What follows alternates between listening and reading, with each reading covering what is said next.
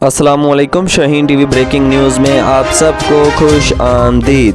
बेनज़ीर साहिबा की साहबजादी अख्तावर भुट्टो जरदारी ने अपने बेटे के हमरा खूबसूरत तस्वीर आखिरकार सोशल मीडिया पे वायरल कर दी हैं। ये वो तस्वीर है जो उन्होंने सोशल मीडिया पे शेयर की है। अख्तावर भुट्टो जरदारी ने अपने बेटे के हमरा ये खूबसूरत तस्वीर सोशल मीडिया की वेबसाइट इंस्टाग्राम पे शेयर की हैं, जहां पर उन्होंने में माँ से मोहब्बत का इजहार किया गया है और फोटो क्रेडिट वालिद महमूद चौधरी को दिया गया है।